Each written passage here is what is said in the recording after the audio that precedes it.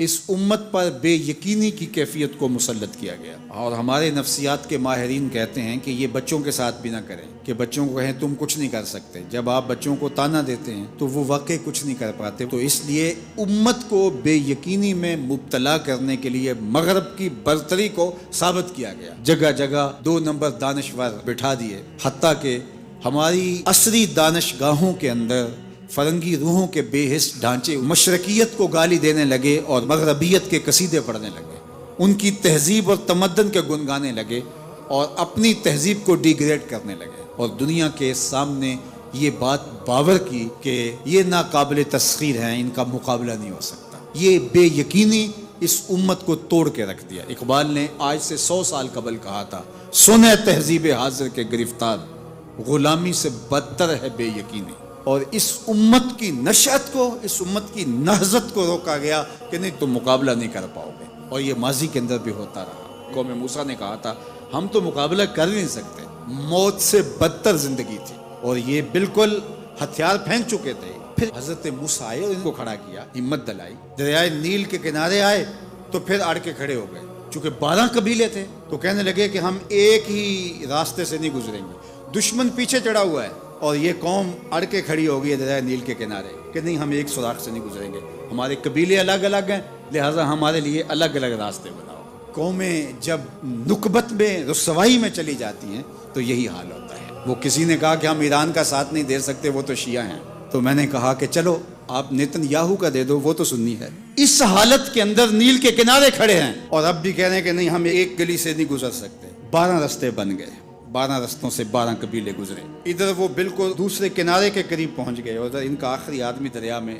داخل ہو گیا۔ اب حکم ہوا دریا کہ اب تو چلنا شروع ہو، اور یہ پھر پانی میں ڈوب رہے تھے اور یہ کنارے پہ دیکھ کے اپنے قاتل کو آنکھوں سے دیکھ رہے تھے۔ بڑا لطف آتا ہے جب قاتل کو مرتے ہوئے دیکھیں۔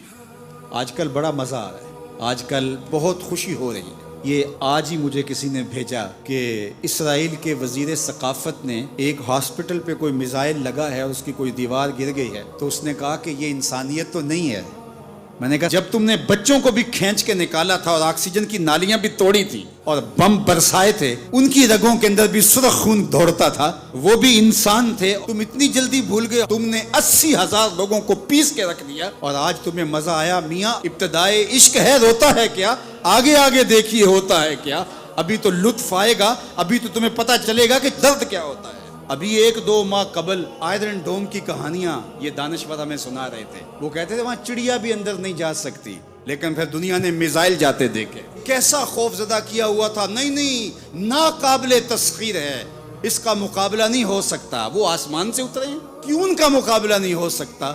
خدا چاہے تو ممولے سے شہباز کو لڑا دے، وہ تو ابابیلوں سے ہاتھی مروا دیتا ہے۔ تو اللہ جل شانہ کمزور نہیں ہوا، اس کی خفیہ تدبیریں ابھی ختم نہیں ہوئیں اور کبھی ختم نہیں ہوں گی۔ تم ایک چال چل رہے ہو اور وہ تمہیں چال میں پھنسا رہا ہے۔ میرے اللہ نے اس امت کے تنے نازک کے اندر زندگی کی لہریں پیدا کر دی ہیں اور ایک تموج پیدا ہو گیا ہے۔ اگرچہ آج بھی وہ فلسفہ، آج وہ دانشوری کا جعلی غلغلہ موجود ہے، آج بھی مایوسی کے نعرے لگائے جا رہے ہیں۔ 4 دن کی کہانی ہے، اس کے بعد آپ کو ایران کھنڈر بنا دکھائی دے گا، بن جائے کھنڈر، اس سے کوئی فرق نہیں پڑتا۔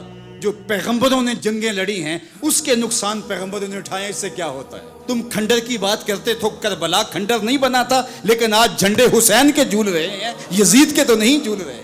تو یہ کھنڈر اسرائیل بننے والا ہے، اسلام کا جھنڈا اونچا ہوگا۔ آل اسلام و یالو ولا یولا علیہ، اسلام سر بلند ہے، سر بلند رہے گا، اور شرق سے لے کر غرب تک جھنڈا میرے حضور کے نام کا لہراتا رہے گا۔ اس لیے ہمیں پوری قوت کے ساتھ ایران کے ساتھ کھڑا ہونا ہوگا۔ یہ ایران کی لڑائی نہیں ہے، یہ امت کی لڑائی ہے۔ یہ ان 80,000 بچوں کا، بوڑھوں کا، جوانوں کا بدلہ لینے کے لیے کھڑی ہوئی ہے امت، جن کو پیس دیا گیا اور ان کے اوپر نوحہ بھی نہیں پڑنے دیا گیا، جن کو بھوک اور پیاس سے تڑپا تڑپا کے مارا گیا۔ آج ان بچوں کا بدلہ لیا جا رہا ہے جو انہوں نے اذیتیں دی، جو کچوکے دیے۔ اس ممبر پہ بیٹھ کے ہم روتے رہے، ہماری خلوتیں، ہمارے حجرے آنسوں سے بھر گئے۔ ہم تو صدیوں سے روتے آ رہے ہیں جو ہمارے ساتھ ہوا۔ ہم نے اپنے بوڑھے باپ کو روتے ہوئے دیکھا اس امت کے لیے، ہم نے اپنے مشائخ اور اساتذہ کو روتے ہوئے دیکھا۔ یار یہ وقت ہے، کیوں مایوسی پھیلاتے ہو؟ کتاب ملت بیضا کی پھر شیرازہ بندی ہے، کہ شاخ ہاشمی کرنے کو ہے پھر برگو ثمر پیدا، نوا پیرا ہوا ہے بلبل کہ ہو تیرے ترنم سے کبوتر کے تنے نازک میں شاہی کا جگر پیدا۔ انشاءاللہ یہ دن گنے جا چکے ہیں، مغرب سے قیادت مشرق کی جانب منتقل ہونے والی ہے۔ آپ چائنا کے صدر کا بیان پڑھیے، بصیرت اور حکمت سے بھرا ہوا وہ بیان تھا جس نے سینہ ٹھنڈا کر دیا۔ دنیا کی نظروں میں سب کچھ ہے، بس ایک آواز اٹھنی ہے اور دنیا کی نئی صف بندی ہوگی اور مغرب سے مشرق کی جانب قیادت منتقل ہو رہی ہے انشاءاللہ، اور وہ وقت دور بھی نہیں ہے کہ انشاءاللہ اسلام کا جھنڈا پوری دنیا کے اوپر لہرائے گا اور مسلمان سر بلند ہوں گے۔ اور یہ بات ہم عرض کرنا چاہتے ہیں، پوری دنیا بھی اسرائیل کو مان لے، پاکستان کبھی تسلیم نہیں کرے گا انشاءاللہ۔